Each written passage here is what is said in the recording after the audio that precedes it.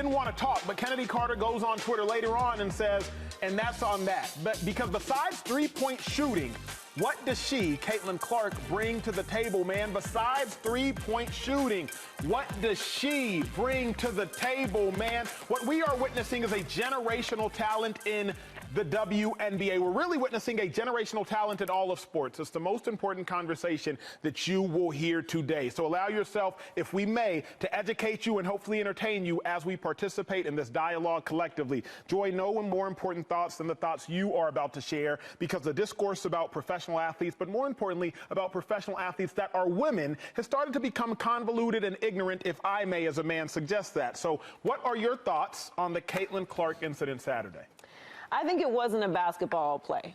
It was an emotional reaction by Chennedy, and that's why it was a foul, and that's why it was upgraded, and that's why she was asked about it, and that's why the crowd reacted the way that they did, and that was a separate incident from everything else that's happening around Caitlin Clark.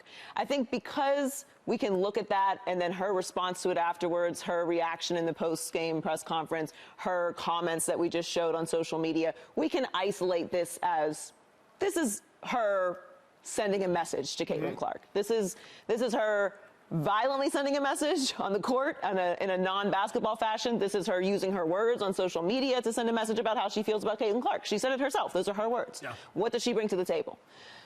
I think the conversation overall about Caitlin Clark and the reaction that we're seeing from a lot of people has become a bit toxic, because I think this incident is getting mushed in with how people have been playing defense on Caitlin Clark, how physical they've been on Caitlin Clark, some of the comments from some of the greats in the WNBA before Caitlin Clark got in. It's all kind of getting put into this pot of Caitlin Clark hate, and I think it's more nuanced than that. I think there are a lot of things that's happening with Caitlin Clark in the start of her career that are very normal to a lot of sports. You often see players who are in the league or players who have played before or greats have opinions about new rising stars in the league. That is not uncommon. That's not exclusive to women's sports. It's not exclusive to men's basketball. We can pull so many examples of that. You often see rookies get played very tough, get a little message shown to them, especially if they're coming into the league with a lot of hype.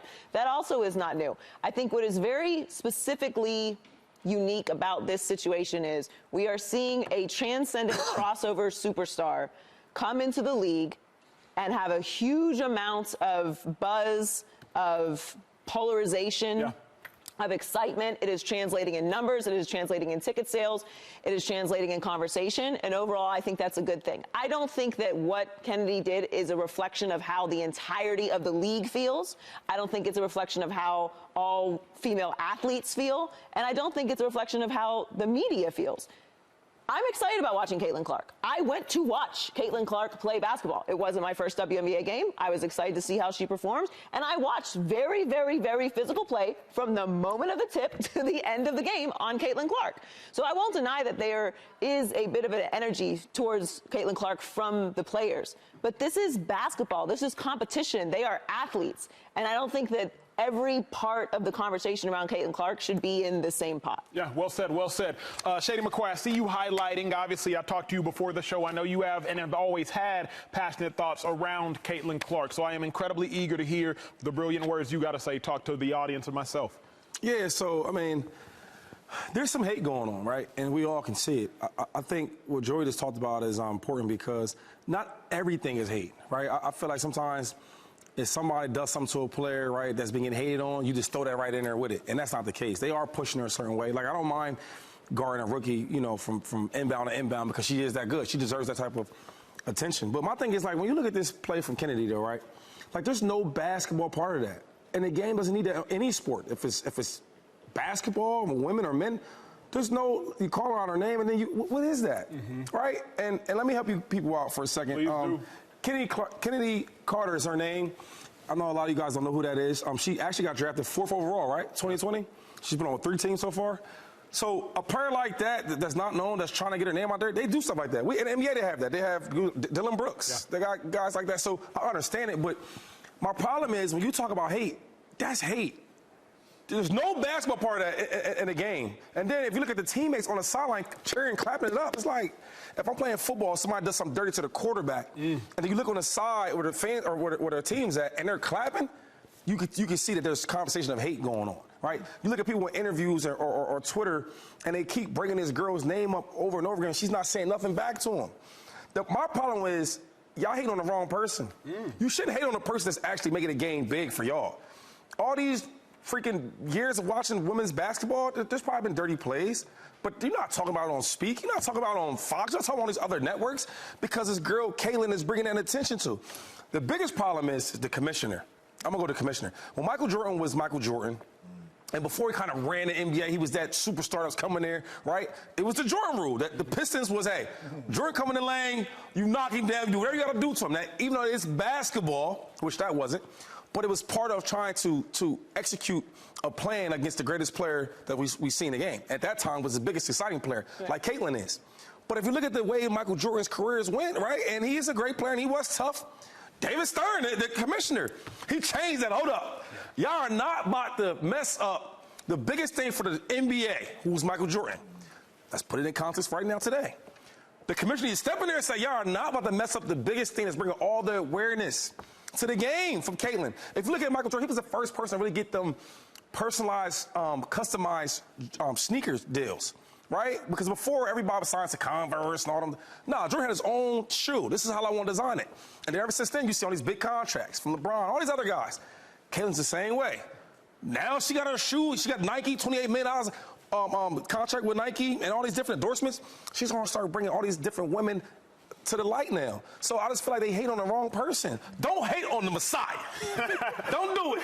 I'll be quick because you may call it hate. What I will call it is envy. What we are seeing with Caitlin Clark is envy, and let me define it for so many of y'all because they're human. I'm not surprised that we're seeing envy, but envy, a feeling of discontented or resentful longing aroused by someone else's possessions, qualities, or luck. With Caitlin Clark, it's not at all luck. But what we're seeing, and not generalizing, not by every WNBA player, but by some, I believe Chennedy Carter in that specific incident, is envy. Because post-game, when you go to the presser and you don't want to answer questions about Caitlin Clark, why? You answer questions about other individuals, but you don't want to answer questions about Caitlin Clark. I believe what we are seeing is envy. Now, it's a human response. When you were a kid, if somebody had new Jordans that you did not have, you wanted them. Envy is a natural human response. I would be shocked if we weren't seeing envy, but I will not gaslight the viewers, the fans, and you watching by trying to act like individuals are not envious of Caitlin Clark. Not everybody. The WNBA players are not a monolith, but we definitely saw it in the incident over the weekend. Now, what I would suggest instead is don't be envious of Caitlin Clark. Let her take the brunt of the blows as she's the pacemaker. She's going first as it pertains to completely exploding the sport. She got to do more interviews than y'all. Sucks for her. She had to play 11 games in 20 days. Meanwhile, the Aces, back-to-back champs, only had to play 6 games in the last 20 days. Sucks for her. She has to do post-game press conferences. Sucks for her. She got to do post-practice press conferences. Sucks for her. What Caitlin Clark is doing, she is taking the brunt of the burden so that everybody else can succeed at a higher level. A rising tide floats all boats. So what I'm simply suggesting for the WNBA players is don't be envious of Caitlin Clark. Let her do all the dirty work so that you too can succeed. More tickets being sold. If more tickets mean more ad revenue means a higher salary cap means more money for you. So rather than being envious of Caitlin Clark, which I believe we are seeing by some players, not all, some players, let her be the pacemaker and just ride that wave to your own personal glory. That's where I'm at with it, James Jones. Oh, man. Well, number one, we all agree that the play was dirty. Of course. Right? Whether it's in the NBA, whether it's in the NFL, whatever it is, the play was dirty. Now, it's a tough situation because the WNBA game has always been physical, has always been violent. Everybody is getting fouled hard, not just Caitlin Clark, but everybody is getting fouled. It's a very, very physical game. So I really don't know what you can do as a commissioner without really changing the game for Caitlin Clark. I don't know what you can do. But with this whole situation and watching what unfolded in this situation with Kennedy, couple things stood out to me. Number one, I did not like Angel Reese standing up and clapping on the sideline because it kind of lets me know that this is something that has been talked about, that is on our minds. Like, we are going to send this girl a message. I do not like that. If you send her a message in between them lines, in between the whistles, you're doing it the right way, then that's how you send a message. I didn't like that because it looked like, and then to embrace like that, it looked like we out to get her, right? And I don't know if that was the case. I don't know if Angel Reese meant any of that. I'm not sitting here saying she did, but that's what it looked like. Looked like it. Right? And for me, you cannot do that. You cannot have this in the game. Caitlin Clark is a star. But you cannot change the game for Caitlin Clark when you talk about rules-wise. She has to figure it out on her own. The main thing that sticks out for me, where is your teammates? Where is your family? You know, it could be this incident. You done seen Caitlin Clark get fouled hard. You know that this is happening. Where are her teammates? None of her teammates have ran to pick her up, have ran to bump somebody out of the way, have ran to her defense. None of them have came out to do that. I played in the NFL for a long time. We knew it was certain teams that we played against that they are more physical than certain teams. We knew that. Hey, when we take this field, hey, bruh, I got you. No matter what. If Jordy Nelson got tackled, I'm sprinting to the pile. I'm bumping people out of the way. I'm helping Jordy up because I don't even want none of that to happen. I got my brother's back. Where are her teammates? This may happen again. Hard fouls are going to happen again. When are the teammates going to step up for Caitlin Clark? During the game, in the media, nobody is saying nothing to come out as a teammate of Caitlin Clark to defend her. That's my problem. Right, wrong, it does not matter. If you are a team, you stick up for one of your sisters that's out there on the basketball court. Point blank, period. Right here, nobody even came to help her up. To me, that's embarrassing as a Fever organization and as a Fever team if Caitlin Clark is one of your teammates. I will never let that ride. If ESPN says something about y'all, it's going down. You know what I'm saying? And if we're in the middle of the street, wherever it is, Shady, what's up? It's going like that's what it is. Nobody coming out saying nothing. That's terrible. I mean, she helped her up, but she should have been over there faster. I agree. I've been in bench clearing fights many times. Come on, man. And for far less than that. I'm with you on that. There's not the energy on the court that there needs to be. I mean, even being in the building and watching it, the reaction from teammates, like you're right. There needs to be more of that, because we can sit up here and say that people need to be protected or they're fouling her away from the play, but if that energy is not even in your building, then I can't protect Caitlin Clark on the court. Like you got players around you that are bigger than Kennedy that can get up in her face. So there is an energy of that as well. I think it's a very complicated, nuanced conversation. There is no one line to the end of this conversation, and in a lot of ways, I look at it as a very positive thing. I know it's hard to be the villain. I know it's hard to be the person that all the conversation is about, and you're that one when you cause all this conversation. So I feel for Caitlin Clark as well, because she worked for this, right? But she didn't ask for all of this, and this is what comes with being someone who is in the light the way that she is. I was trying really hard to think of a comp for the situation, and I didn't want to be hyperbolic. Michael Jordan. Michael, for sure, but what it also kind of reminds me, and it is not a perfect comp, so forgive me, but when LeBron came to Miami, when he made the announcement and the decision, I'm taking my talents to South Beach, the amount of hate that particular team got, it may seem far away in your mind now, but I was there, so I remember. It was such an extreme and almost strange situation to me. Like being there in Miami and covering and reading the articles and seeing the reaction and seeing the true hate that so many people, even people not in Cleveland, like Cleveland, okay, maybe I can give Cleveland a pass, but everyone hated on this situation so strongly. And it wasn't in the exact same vein as it is with Caitlin, but it was odd to me. Like, why is everyone so mad? Yeah. What is everyone so mad about? And the attention and the polarization and the conversations, it was just a constant avalanche surrounding that team. So there are some similarities to it in this situation, but overall, I think the fact that we're having conversations about the WNBA and giving it this much attention is a positive thing to me. So I'm sure it's very hard for her, but that comes with being a superstar. But they won't get that attention anyway. We don't need these type of incidents to get attention. This is not necessary. I agree. And my thing is, like, when I see that the Kennedy girl, she has the incident, she does that thing to Caitlin, right? And then I see Angel Reese jumps up all excited, and then when I really look at all her tweets, she constantly tweets about Caitlin. It's like, yo, are you jealous? Because you always keep talking about how it's just more than just one team that needs more exposure. It's more just one girl getting chartered planes. It's like, yo, I feel like you jealous of this girl. You keep bringing her name up, and she never says nothing about you. That's odd to me, right? We say, was this odd? It's odd if you always got my name in your mouth, and I never say nothing about you, and I'm helping you out. That's the part I don't like, because even LeBron James say, I get that, right? Hates hate, you know what I mean? But it's all, he did something, I guess, not in my eyes, but he did something to people. He went to the other team and all that, cool. But this girl ain't do nothing, but all she's doing is bringing more light to women's basketball. You know, today I had a chance to interview DeMar DeRozan, right? And great, phenomenal player, some accomplished from L.A., whatever. And he said, yo, man, I want to see the women's, play basketball at Crypto Arena, right? He said it was sold out. He said, I couldn't believe it. And I'm thinking, like, well who balled out, right? And, not to get into details, but he knew one name, Caitlin. Yeah. Right? I talked to my grandma had an 83rd birthday, right, this weekend. We all went there. It's all my cousins, little kids, everybody there. And I'm just, now I know I'm on TV. We ask me questions like I know everything, but we just talk. I'm sure y'all get that. Of course. And everybody there, right, from the 80 years old people to like 20s to 18s to 16 to 14s to 12, they know who Caitlin Clark is. Yeah. So I'm thinking like, dang, NBA players going to watch her play. They don't know much about all the other girls playing. NFL players don't know nothing about the game for real, but they know who this one player is. Little kids and older ladies. My thing is, y'all doing all this hating to this girl, and all she's doing is about to make more money for y'all. All she's doing is about to have more WNBA teams. And last thing before you go, in the next 3-4 years, you're going to see so many new teams come in because people want to invest.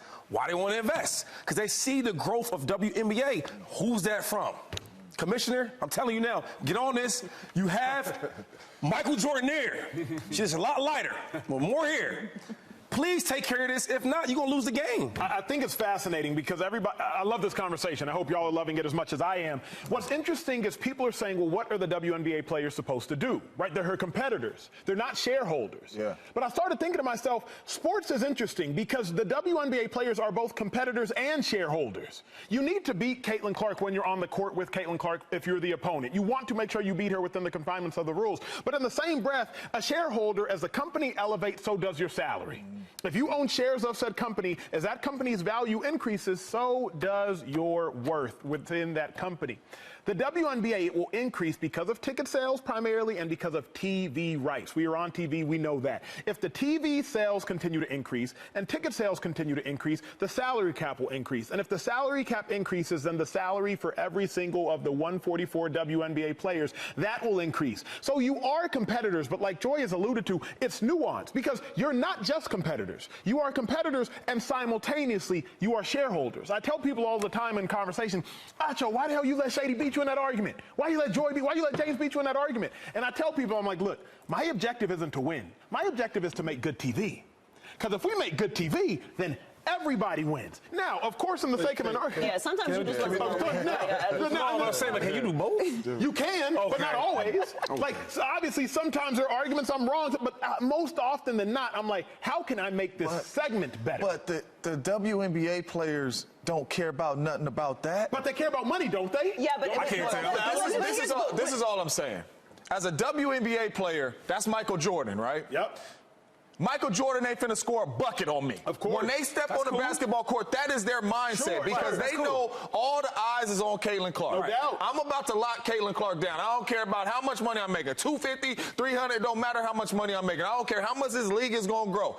I am about to show the world that this girl is not like that. And I think that is what the WNBA women are trying to do. And they have been doing that on the basketball court. We talking about doing the dirty stuff. Yeah, We talking about the dirty stuff. We talking about all the extra tweets. We talking about all that. No, I'm out. The dirty stuff and the extra tweets, that's over there. I'm going off of what Acho just said about marketing and all that. Once you step in between them lines, bro, that's competition. I'm not saying that. I said dominate her on the court. Yeah. But what I'm saying is, it's interesting that we're like, I'm not saying let her score. I've never said let her score. You're talking about like brand, like to grow the... Yes, what I'm saying is Caitlin Clark is the pacemaker. She's the trendsetter. I'm not trying to hurt Caitlin Clark. I'm trying to beat her. I'm trying to lock her down. And that's why I respected Chennedy Carter's game during the game. If y'all saw the play beforehand, she ran around the screen. She lost Caitlin Clark. They were going one-on-one. She dropped the bucket, a nice 16-footer. She dropped the bucket. Cool. Yeah. But at the point in which your little B word, and then doing too much. That to me, that's that where I'm is out. doing too That's much, where I'm and out.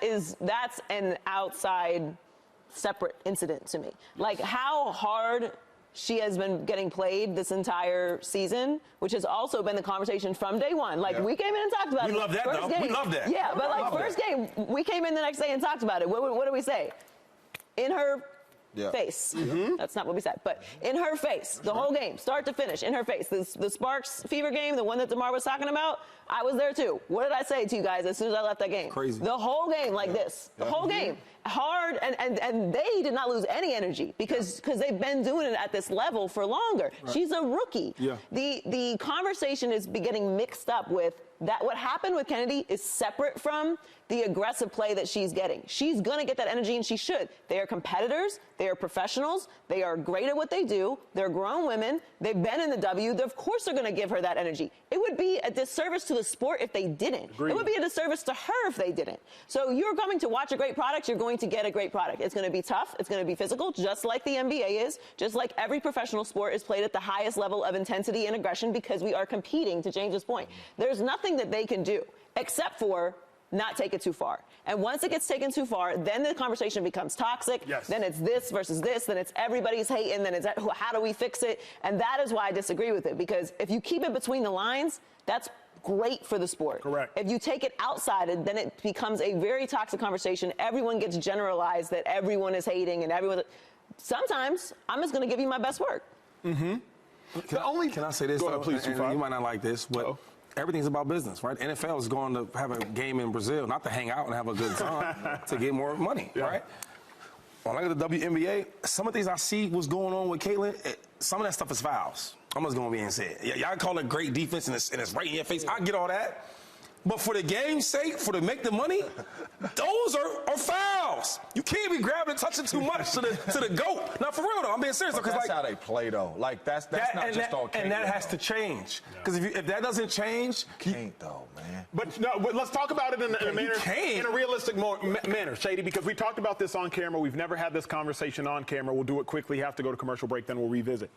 Quarterback rules have changed. I play defense. Yeah. Back when I was playing, and it was only 2015-16, so 8 years ago, you could tackle a quarterback and land on him. Anywhere, yep. But 2 years after I retired, you could no longer land on a quarterback. Yeah. Now you have to tackle a quarterback and find a way to, while tackling him, don't put your body weight on him. Back in the gap years before I got into the league, you could pile drive a quarterback. Yeah. But what we realized about the National Football League is that the quarterback drives everything. They drive ticket sales, they drive television, everything. So you're going to protect the quarterback excessively. As a defender, I hate it. Is it fair? Not at all. Is it fair to the NFL? Not at all. I have seen defensive players tear their ACL trying to avoid landing on a quarterback. I think y'all all remember the play. After the commercial break, I'll remind you all the name. I've seen players get hurt trying to protect the quarterback. It's not fair. But like Shady has alluded to, it's business. So I don't know what you do, but I will say this. It's not unheard of to change rules to protect the highlighted and star positions. Not unheard of at all. It might sound crazy for y'all, for us. I mean, they did it in the NBA. That's why they got rid of the hand check. That's why the game is more finesse now. Correct. I don't think that it's something that is going to get fixed right now. Yeah. But I also don't think that Caitlin Clark is going to look like this next year. Subscribe here to get the latest from Speak, and go watch a few segments from our other shows on FS1.